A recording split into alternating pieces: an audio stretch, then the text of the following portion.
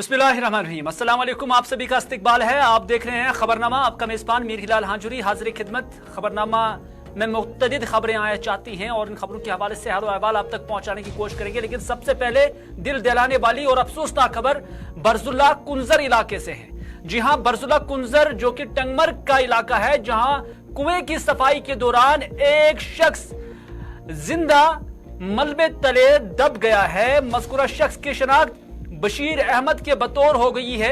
आपको बता चले कि इस दौरान यह वाक़ा पेश आने से यहां सते मातम बिछ गई है। इधर एसडीआरएफ टीम, कुंजर पुलिस, फायर सर्विस, तहसीलदार कारामा और आम लोग बचाव कार्रवाई में मसरूफ अमल है, जबकि तहसीलदार कुरहामा, एसएचओ कुंजर बचाव कार्रवाई की खुद निगरानी कर रहे हैं। इन विजुअल्स के जरिए आप देख सकते हैं कि कुएं की सफाई के दौरान एक शख्स जिसका नाम बशीर अहमद है, वो इस कुएं की सफाई कर रहा था कि इस दौरान वो इस मलबे तले दब गया है। हालांकि बचाव कार्रवाई जारी है। एसडीआरएफ हो, जो कुंजर पुलिस हो, मकामी आबादी हो, हर कोई बचाव कार्रवाई में यहां पर जुड़ गया है। इन तस्वीरों के जरिए आप देख सकते हैं ये कुंजर का वो इलाका जिससे बरजुला कहते हैं, यानी बरजुला कुंजर का ये इलाका है जहां पर ये एक हादसा पेश आया है, एक अफसोसनाक वाक़ा पेश आया है। इलाके की आबादी यहां पर खुद अफसोस कर रही हैं और इस सारी सूरत हाल को देख भी रहे हैं और कोशिशें हैं, दुआएं हैं कि इस शख्स को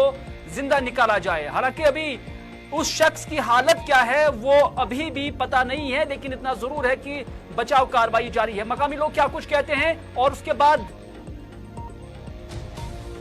पहले इशफाक को, जो हमारे नुमाइंदे इशफाक कुंजर से हमारे, उनसे ही जानने की कोशिश करेंगे कि अभी लेटेस्ट अपडेट क्या है, क्या इस शख्स को बाजियाब किया गया है। इशफाक, अगर आप तक मेरी आवाज आ रही है, और जानना चाहेंगे कि अभी इस शख्स की बाजियाबी क्या हुई है, क्या उसको रेस्क्यू किया गया है?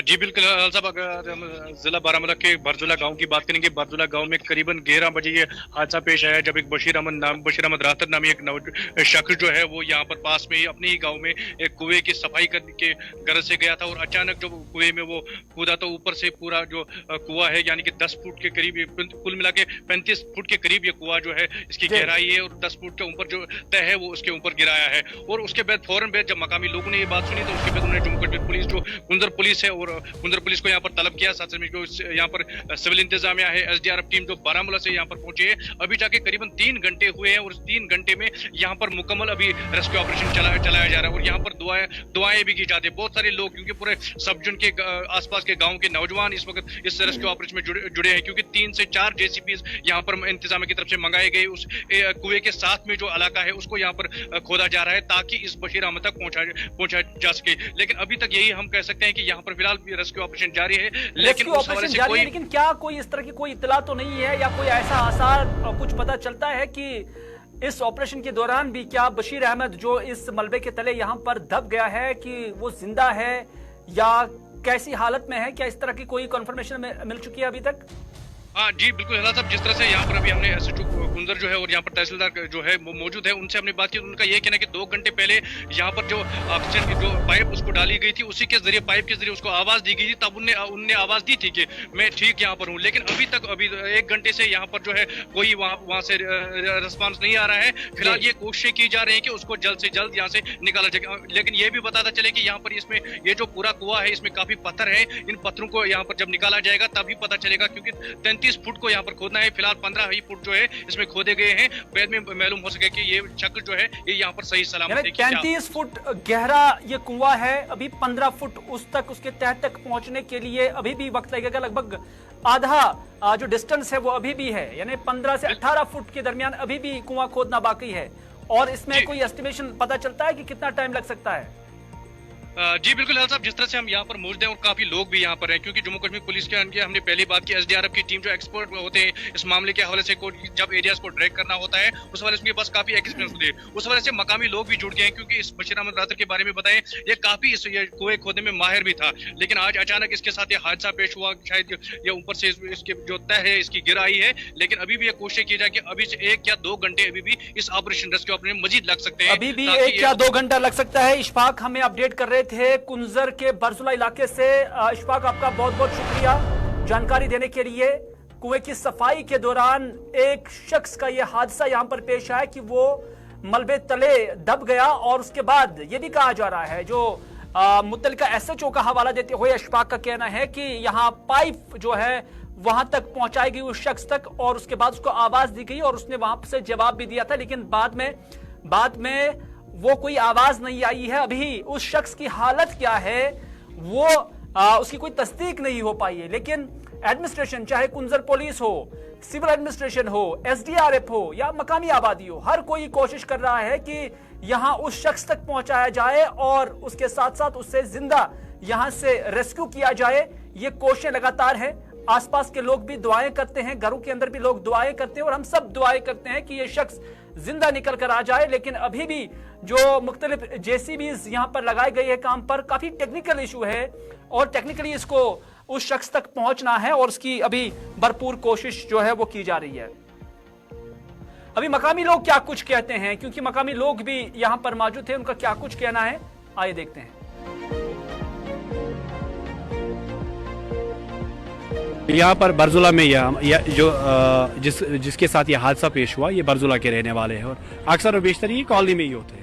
तो सुबह सवेरे जब ये यहाँ से आए हैं तो यहाँ पर इनका फ्रेंड भी रहता है और रेजिडेंट भी है यहाँ पर। इनसे मिले तो इन्होंने इनको कहा था कि जो डगवेल इनका जो लॉन में है, कहा कि इसमें पानी नहीं आ रहा है। तो इसने खुद ही इनको बोला है कि कोई बात नहीं, मैं इसको नज़र देता हूँ कि कहीं इसको कीचड़ मत आया है जिसकी वजह से पानी रुका है। तो जो ही ये नीचे चला गया, दिन के 11 बजे की बात है, जो ही नीचे ये चला गया तो इसका पाँव फिसल कर नीचे ये खुद गिर गया और ऊपर से सारे जो मलबा था, पत्थर थे, सारे वो इसके ऊपर आ गए हैं। और दिन के 11 बजे से लेकर अभी तक रेस्क्यू ऑपरेशन जारी है, लेकिन जितनी हम आज ये तारीफ करें एडमिनिस्ट्रेशन की उतनी कम है, क्योंकि रेस्क्यू ऑपरेशन जल्दी से यहाँ पर हमारे जो पुलिस के जो हमारे SHO साहब है, वसीम साहब, तो इनने जल्दी ये यहाँ पर आ गए और इन्हें सब एडमिनिस्ट्रेशन को यहाँ पर बुला और रेस्क्यू ऑपरेशन अभी भी जारी है। और हम उम्मीद करते हैं, क्योंकि नीचे से अभी आवाज़ आ रही है कि अभी वो लाइव है, तो लग रहा है इंशाल्लाह वो जिंदा निकल कर आएंगे वहाँ से।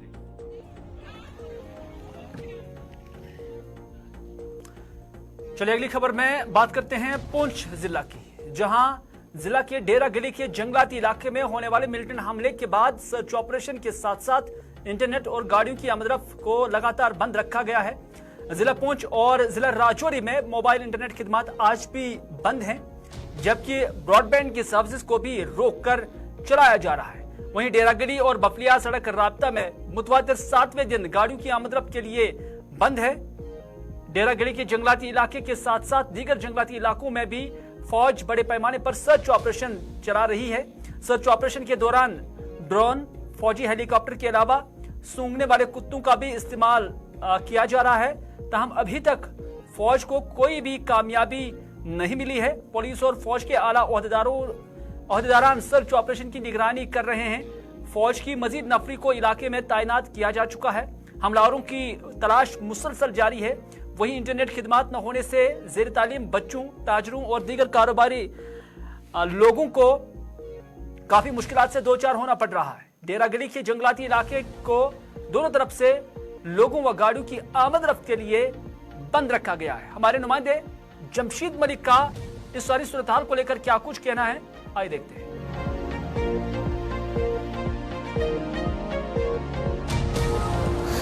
बफलियाज हमले के 8वें रोज भी बड़े पैमाने पर सर्च ऑपरेशन का सिलसिला बादस्तूर जारी है, जबकि 8 रोज से ही थाना मंडी बफलियाज शाहरा को गाड़ियों की आवाजाही के लिए बंद किया गया। वहीं आज 5वें रोज भी खिता के अंदर इंटरनेट खिदमत मुअत्तल हैं।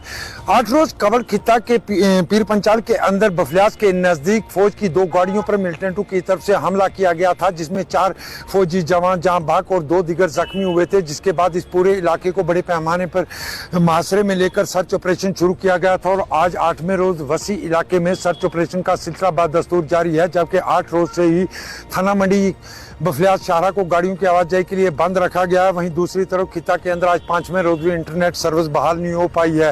हालांकि कल ही वजीर दिफा का राजौरी का दौरा था, जिसमें उन्होंने कई बड़े फैसले भी लिए गए हैं और ये भी खबर सामने आई कि एक और ब्रिगेड खिता पीर पंचाल के अंदर तैनात किया जाएगा, जबकि उनकी तरफ से यह भी कहा गया था कि जो आम शहरियों की हलाकतें हुई हैं उस पर उनको इंसाफ जरूर मिलेगा। जबकि इससे कबल हम अगर बात करें तो 2 रोज कबल भी चीफ ऑफ आर्मी स्टाफ ने खिता के अंदर दौरा किया था, जहां उन्होंने कई बड़े फैसले लेने की बात की थी। जरा के हवाले से ये खबर भी सामने आ रही है कि इस जंगल को चारों तरफ से मुहासरे में लेकर बड़े पैमाने पर तलाशी अभियान शुरू किया गया है, जबकि इसके गिरदोनवा के इलाकों में भी सर्च ऑपरेशन का सिलसिला बदस्तूर जारी है। वहीं इंटरनेट खिदमत के हवाले से जो जराए के हवाले से खबरें सामने आ रही हैं कि आने वाले कुछ दिनों तक अभी इंटरनेट खिदमत खिता के अंदर बहाल नहीं हो पाएंगी। राहुल सूदन के साथ जमशेद मलिक, गुलिस्तान न्यूज, राजौरी। इधर मुल्क भर में आज कांग्रेस का योम तासीस मनाया जा रहा है, foundation day. 179th foundation day Congress मना रही है। दिल्ली में वाक़ा कांग्रेस के हेडक्वार्टर में पार्टी सदर मल्लिकार्जुन खड़गे ने पार्टी का परचम लहराया। इस मौके पर कांग्रेस लीडर राहुल गांधी समेत कई सीनियर लीडरान यहां मौजूद रहे। इस खास मौके पर कांग्रेस नागपुर में एक मेगा रैली हम हैं तैयार का इनेकाद भी करने जा रही है। नागपुर में आज मुनक्कदा रैली की तैयारियां मुकम्मल कर ली गई हैं। यहां कांग्रेस लोकसभा इंतखाबात साल 2024 से कबल अपनी ताकत का मुजाहिरा करेगी। रैली में पार्टी के साबिक सरबराह सोनिया गांधी और राहुल गांधी भी खिताब कर सकते हैं। कांग्रेस की पूरी वर्किंग कमेटी, कई रियासती यूनिट के सरबराह और सीएलपी कायदीन इस रैली में शिरकत करेंगे, जहां पार्टी के सरबराह मल्लिकार्जुन खड़गे मोदी हुकूमत की नाकामियों को बयान करेंगे और कांग्रेस को बीजेपी की कौमी मुतबादिल के तौर पर पेश करेंगे। पार्टी राय के मुताबिक नागपुर की रैली में 20 लाख लोगों को जमा करने का मंसूबा है। 3 रियासतों में शिकस्त के बाद पार्टी कारकुनों में मायूसी छाई हुई है। इस रैली के जरिए मुल्क भर में पार्टी कारकुनों के हौसलों को बढ़ाने की कोशिश की जाएगी। यहां कारकुनों को साल 2024 के इंतखाबात के लिए एक्शन प्लान दिया जा सकता है। लेकिन आज कांग्रेस के फाउंडेशन डे पर मल्लिकार्जुन खड़गे, जो कि कांग्रेस के कौमी सदर हैं, उन्होंने क्या कुछ कहा, आइए देखते हैं।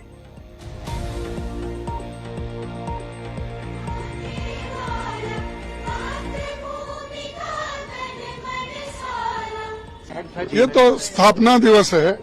जब स्थापना दिवस के दिन हमारा कर्तव्य होता है कि एक बहुत बड़ी संख्या में हम मिलकर एक संदेश देना चाहते हैं देश को कि कांग्रेस पार्टी अपने विचारधारा से कभी झुकने वाले नहीं है और अपने विचारधारा से आगे बढ़ेगी।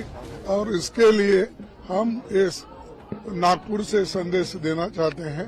2024 का आगाज कर रहे हैं आज से, ये कह सकते हैं। ये देखो, हर चीज में इलेक्शन नहीं होता, ये तो सेलिब्रेशन है और इसमें हमारे लोगों को डेफिनेटली संदेश देंगे कि 2024 को भी हम उस दृष्टि से भी अपने को काम करना है।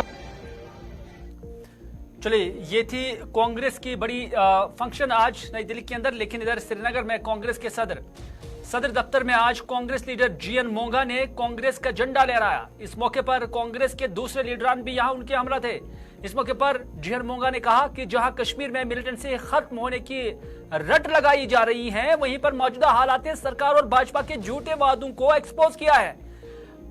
मोंगा ने कहा कि पार्टी की एक मीटिंग भी हुई है जिसमें कांग्रेस जमात को किसी भी इंतखाब के लिए मुत्तरिक रहने की जरूरत पर जोर दिया जा चुका है।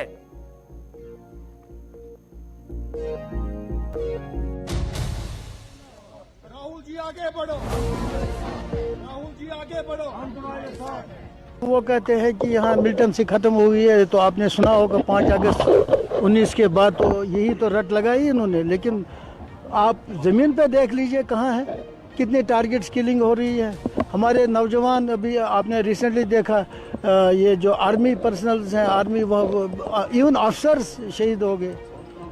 तो ये तो बहुत चिंता करने की बात है। कोई हालात ठीक नहीं है यहाँ हमारे इस स्टेट में। तो इन हालातों को देखते हुए आपको लगता है कि चुनाव जो 24 को होने वाला है संभव है? 1924 में तो इन पार्लियामेंट इलेक्शन के लिए तो जाना है सबसे पहले, लेकिन हमारी डिमांड ये है कि सबसे पहले हमको स्टेटहुड का दर्जा वापस मिले और उसके बाद यहाँ के इलेक्शन हो जाए स्टेट वाले भी। तो आपकी बैठक में थी, बाहर क्या कुछ? बैठक में तो उसमें तो इतना ही हमारे पास मुद्दा था कि हम पार्लियामेंट इलेक्शन में कैसे अपने आप को तैयार कर लें और ग्रास रूट लेवल पे लोग हमारे वर्कर्स के पास जाने की ज़रूरत है। हमें उम्मीद है कि जो नई यात्रा शुरू हो रही है मणिपुर से मुंबई तक, तो उसमें भी हमें उम्मीद है कि लोग तो आएंगे ही, उसमें कोई शक नहीं, लेकिन एक इस मुल्क में वो माहौल ज़रूर बदलेगा और मोहब्बत का पैगाम लेके राहुल जी आ जाएंगे और उम्मीद है कि हालात भी सुधर जाएंगे, हालात भी चेंज हो जाएंगे, दिल भी चेंज हो जाएंगे।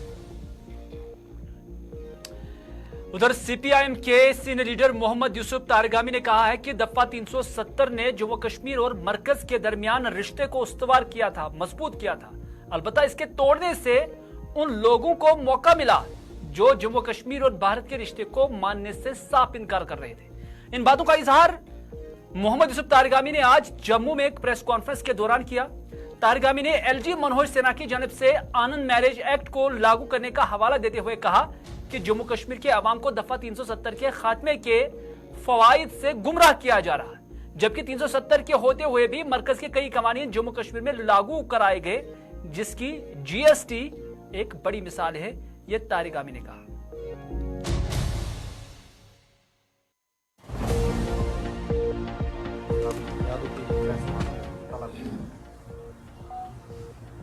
अभी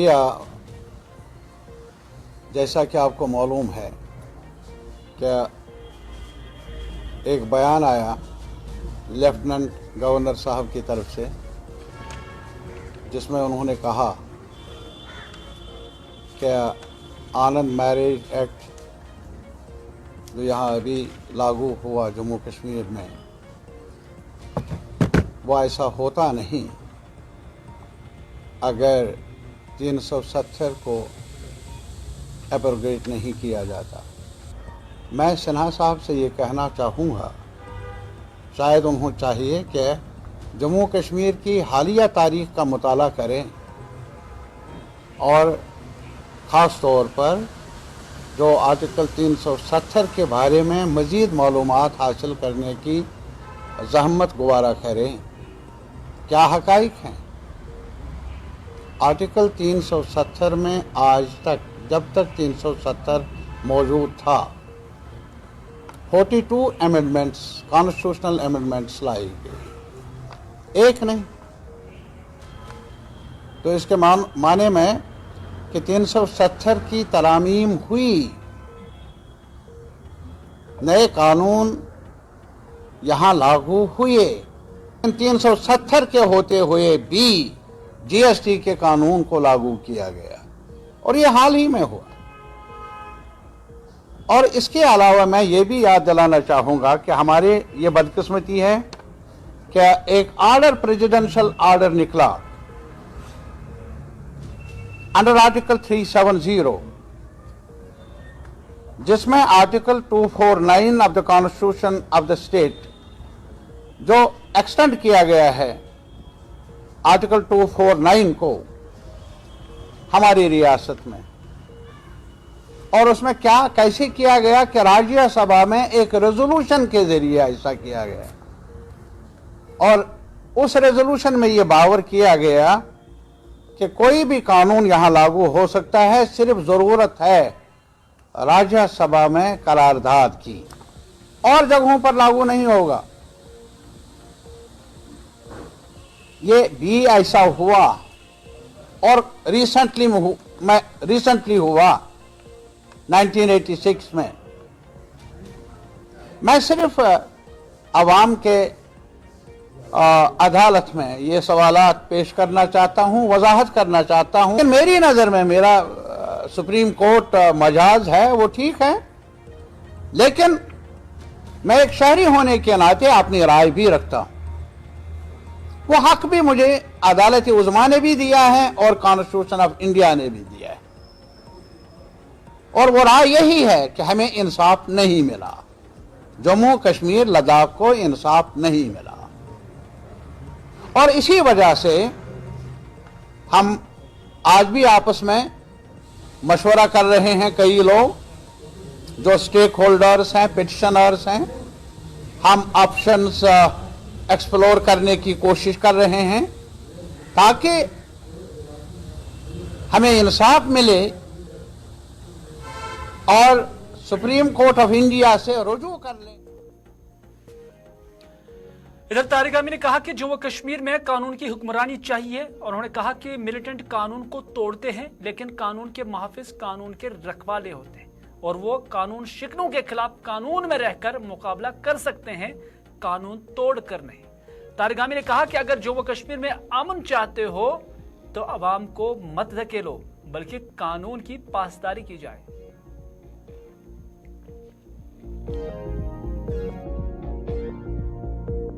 कानून चाहिए, कानून की हुक्मरानी चाहिए। अगर कानून ही तोड़े, जिनको मिलिटेंट कहा जाता है, एक्सट्रीमिस्ट हैं, वो कानून को तोड़ते हैं, लेकिन जो कानून के मुहाफिज हैं, कानून का तहफ़्फ़ुज़ करते हैं, वो कानून शिकनों का मुकाबला कर सकते हैं, कानून का सिपा सालार बनकर, कानून को तोड़कर नहीं। I am very sure 2 things are required in our state, Jammu and Kashmir, ताकि वायलेंस से निजात मिले। एक, लोगों को धकेलो मत, लोगों के विश्वास को और मत तोड़ो, लोगों में विश्वास पैदा कर दो, कुछ करो लोगों के लिए, रोजगार दे दो। इन्वेस्टमेंट की आपने बात की, कहाँ है इन्वेस्टमेंट? व्यापारियों से पूछ लीजिए।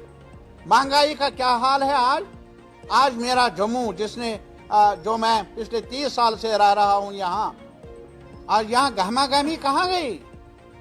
आज वो चेहरों में मुस्कुराहट कहाँ गई? वो हमें वापस दो। इसलिए मेरा मशवरा है सरकार को, सरकार के जोमा को, दिल्ली से लेकर यहाँ तक पासदारी कर लो, कानून की पासदारी कर लो, आईन की। और जमहूरियत से खौफजदा होकर ऐसा किया नहीं जा सकता।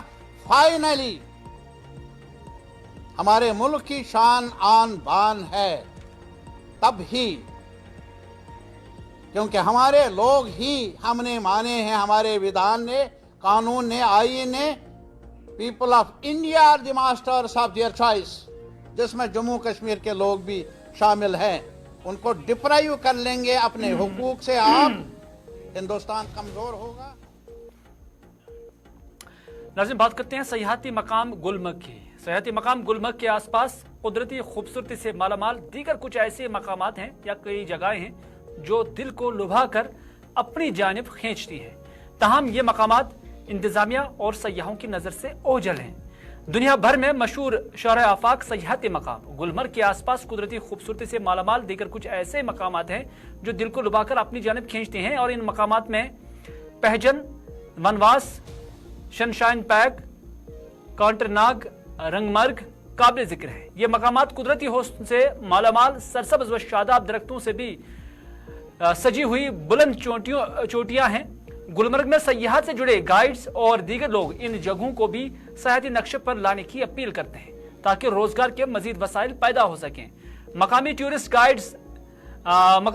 गाइड इम्तियाज अहमद ने गुलिस्तान न्यूज नुमाइंदा इशफाक से बात करते हुए कहा कि वाकई ये मकामात इंतहाई खूबसूरत हैं। इन जगहों को सयाहती नक्शे पर लाने की जरूरत है ताकि रोजगार के वसाइल और पैदा हो जाए। जबकि गुलमर्ग सयाह आ जाए तो वो सयाह जरूर इन मकामात पर भी जाने की ख्वाहिशमंद होंगे। गुलमर्ग के साथ साथ सयाहों को इन खूबसूरत मकामात की तरफ रागिब करने पर जोर दिया जा रहा है। वहीं महकमा सयाहत की तरफ से एक बयान में कहा गया है कि सयाहों का मस्कन कश्मीर में, जहां रवां बरस अब तक 2 करोड़ से ज्यादा सयाहों की आमद हुई है, वहीं सयाहती मकाम गुलमर्ग ने इस साल अब तक रिकॉर्ड तादाद में सयाहों को अपनी तरफ मुतवज्जह किया और मेजबानी की। रवां बरस के जनवरी से 19 दिसंबर तक 15,70,650 गुलमर्ग आए।